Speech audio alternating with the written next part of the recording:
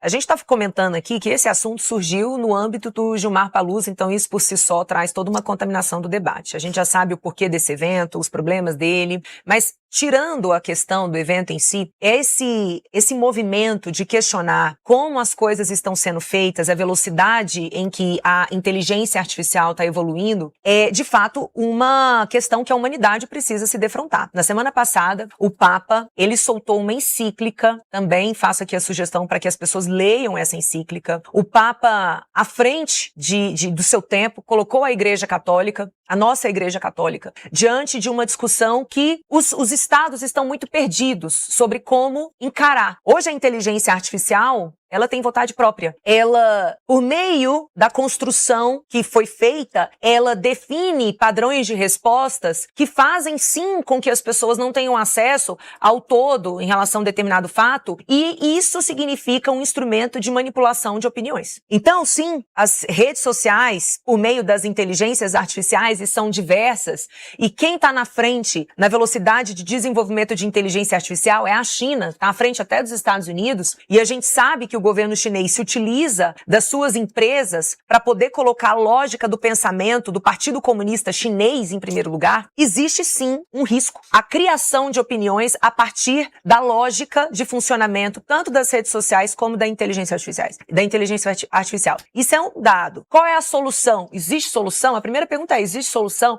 O homem hoje é capaz de controlar o desenvolvimento da inteligência artificial? Essa é uma pergunta que eu particularmente não tenho resposta. O que nós já sabemos é que várias inteligências artificiais já foram pegas na mentira. Elas sabiam que estavam num ambiente de teste e elas manipularam, inclusive por meio da criação de uma linguagem que só elas conseguiam entender. E elas se comunicaram, se avisaram do ambiente de teste e modificaram as respostas para cair num padrão de aceitação humana. Sam Altman, que está à frente da NVIDIA, fala muito sobre isso. Elon Musk também fala muito sobre isso. Então, é uma discussão importante, foi feita no lugar errado, mas as coisas como estão sendo definidas, ela coloca uma série de questionamentos à humanidade. E a gente precisa entender os riscos disso tudo. Não é só risco nuclear, não é só risco de guerra, não. Que esse é o mais fácil da gente vislumbrar.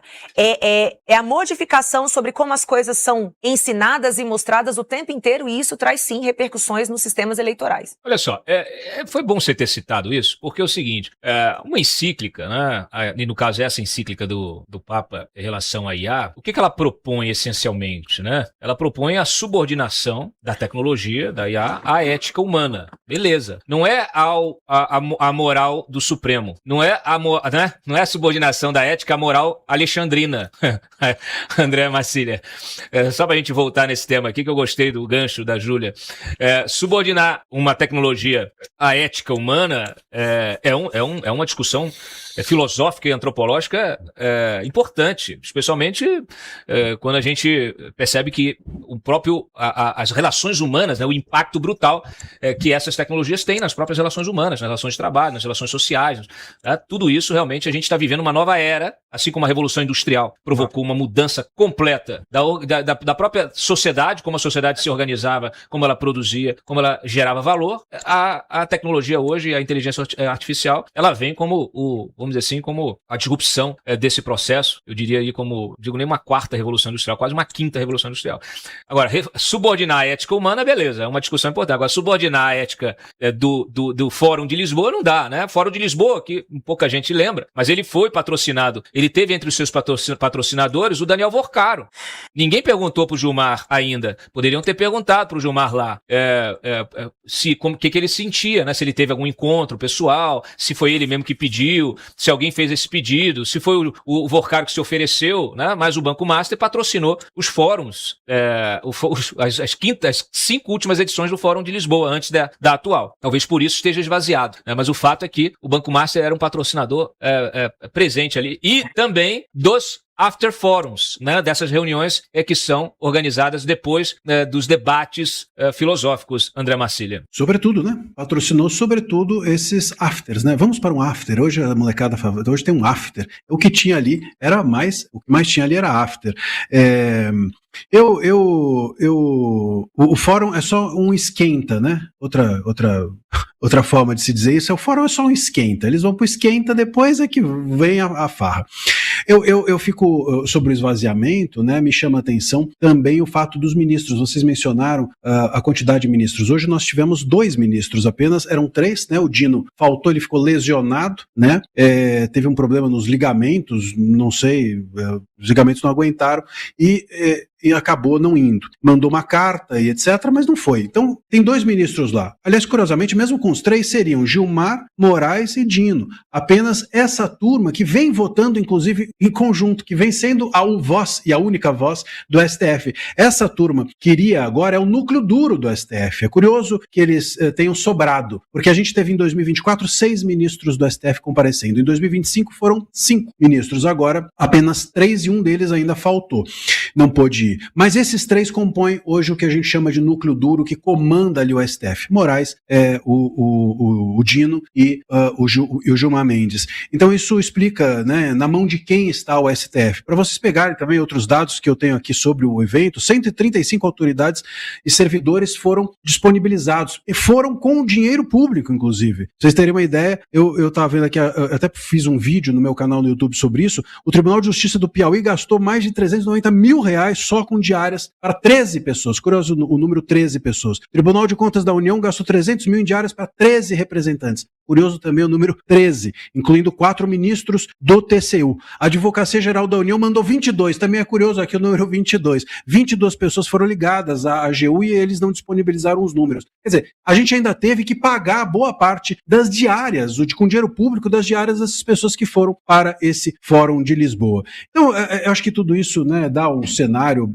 de o que é, ou o que foi, ou o que pretende ser esse evento. Não tem comparação com nenhum outro fórum de debates, porque não é fórum e não é de debates, né? É apenas um encontro de lobby. Lamentavelmente, eu acho que o lobby, inclusive, devia ser legalizado, a gente precisava regularizar o lobby no Brasil, justamente para eles não precisarem ir para Portugal. Agora, o problema aqui não é só lobby. Se é só lobby, bom, essa é uma questão. A questão é que pode, quando você dá acesso a ministros do STF, a gente não sabe o que está em jogo ali. Pode ser que nós tenhamos mais do que lobby. E se nós tivermos mais do que lobby, podemos estar às voltas com, por exemplo, tráfico de influência e coisas do gênero, e aí a gente entra em algo que não é lícito. Portanto, é necessário que sim seja esclarecido a participação de cada um, o que cada um foi fazer, o que cada um disse, qual a intenção de cada um, o que cada um trouxe, qual o interesse público em pagarmos a viagem dessas pessoas, quem patrocinou, tudo isso precisa ficar bem transparente para que nenhuma rusga de possibilidade de questionarmos o que lá ocorre, ou ocorreu, ou ocorrerá, haja. Eu acho que esse é o ponto essencial. E, Dantas, sobre essa questão da inteligência artificial, eu concordo com vocês. Sem dúvida, o debate precisa ser feito sobre inteligência artificial, o debate filosófico, o debate sociológico. O problema é que o direito, né? O direito, ele tem de ser o último a dar uma resposta, e não o primeiro. E por que ele tem que ser o último a dar uma resposta e não o primeiro? Porque o direito, ele vai resumir tudo a lícito ou ilícito. E quando você resume algo a lícito ou ilícito, você precisa ter muito bem acertado do que você está tratando, senão você se precipita e acaba pré-julgando, acaba carimbando algo que é lícito como ilícito e vice-versa. Eu vou dar um exemplo prático. Nas últimas eleições, uma resolução do TSE considerou deepfake, por exemplo, ilícito. Deepfake quer dizer a tecnologia. Deepfake nunca pode ser lícito. Não tem um jeito de deepfake ser lícito. Não dá para usar essa tecnologia para o bem. Quer dizer, você condena a tecnologia, isso não faz sentido. Mas por que foi feito assim? Porque o direito ali quis ser o primeiro a dar a resposta. E quando a gente tem o direito como primeiro a dar a resposta, a gente se precipita e mais. A gente entrega para uma corte a possibilidade de fazer algo que é o legislativo que tem que fazer. Por que o legislativo é que faz esse debate? Justamente para tornar exaustiva a discussão sobre algo antes de dizer isso é lícito, isso é ilícito. O debate tem que ser feito no legislativo para que a sociedade seja capaz de esgotar o tema. Quando isso é feito por meia dúzia de ministros, ou por 3, ou por 2, ou por 1, o debate é precipitado e é muitas vezes feito com ignorância, porque essas pessoas, esses senhores, inclusive não sabem nem do que eles estão falando, muitas vezes, ao tratar de inteligência artificial. Porque a idade vai chegando, e todos nós sabemos disso. Eu, por exemplo, tem coisas que eu já não pego da molecada. Tem coisas que, por exemplo, meu pai está com 82 anos, se pergunta para ele o que é inteligência artificial, ele já não alcança mais. Será que esses ministros sabem o que é inteligência artificial? Qual o uso que é feito? Uso benéfico, maléfico? Então,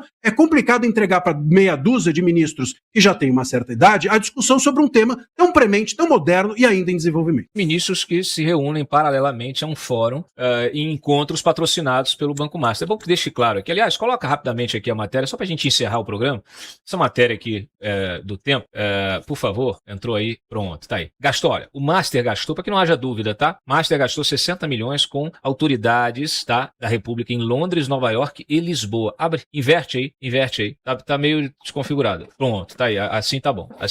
Ó, olha só, a matéria é longa aqui, eu recomendo a leitura, mas eu vou fazer questão aqui de citar, porque é o seguinte, cadê aqui, ó, despesa, ó, quando o banqueiro, ó, o comando Master acompanhou pessoalmente o desembolso de 11 milhões e meio de dólares para financiar eventos, né, internacionais de alto padrão, repleto de autoridades, que ocorreram em 3 momentos, tá? Isso aqui em 2024, tá? As despesas descritas em documentos coletados pela Polícia Federal incluem jatinhos para Brasília, shows com dançarinas, troféus de cristal, degustação e distribuição de uísque e muito mais. Em 24, o Master bancou toda a agenda do primeiro Fórum Jurídico Brasil de Ideias, em Londres, e de 24 a 26 de abril. Menos de um mês depois, estava prestigiando a Semana do Brasil em Nova York, de 12 a 18 de maio. A equipe de Vorcaro também atuou em eventos sociais paralelos à 12ª edição do Fórum Jurídico de Lisboa, de 26 a 28 de junho, mais conhecido como Gilmar Palusa, numa referência ao Gilmar, né, daquele evento e tal. O Gilmar não se manifestou e tal. O mais custoso foi o de Londres, né, que é aquele em que o Vorcaro desembolsou 7 milhões e meio de dólares, ou seja, quase 40 milhões de reais, tá?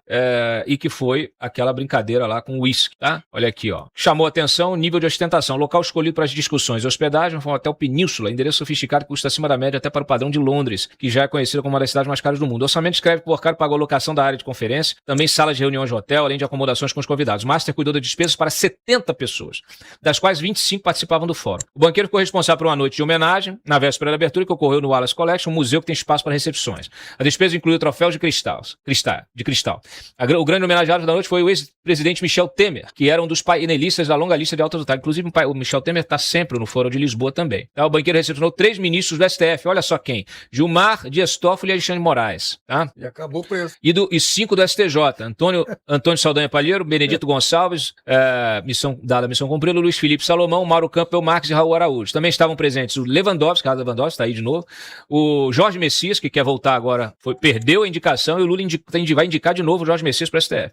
O Paulo Gonet, PGR, o diretor da PF, André Rodrigues, e o presidente do CAD, falei do CAD? Alexandre Cordeiro. Então, representando o legislativo, Hugo Mota, de novo aí, Ciro Nogueira, olha quem é o único que está preso. Que está preso não, desculpa. Não. É o único que recebeu a visita da Polícia Federal, tá? Hoje saiu uma notícia na Piauí, uma foto dele abraçado com o Vorcaro, né? Nos Alpes suíços.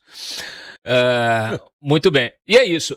Então assim, olha aqui, ó, exuberância, decoração e tal, é muito importante a gente ressaltar isso aqui, porque é o seguinte, quer dizer, o Gilmar pode falar assim, não, ele não patrocinou o meu evento. Ele patrocinou os eventos paralelos ao fórum, mas os paralelos também são frequentados pelos frequentadores do evento. E eles servem justamente como um complemento disso, tá certo? Ou, no mínimo, o evento, ele promove os eventos paralelos. O evento principal promove os eventos paralelos. Ele é parte de um organismo, tá? Um organismo que funciona para azeitar uma máquina político-jurídica que a gente sabe qual caminho que ela tomou. Tá certo? Então, que fique registrado, tá? O patrocínio não é do evento principal, mas é dos eventos paralelos. E os patrocinados, né, os beneficiados são os ministros que participam desse evento, ou seja, é o ecossistema, é contra esse ecossistema que a gente tem que estar.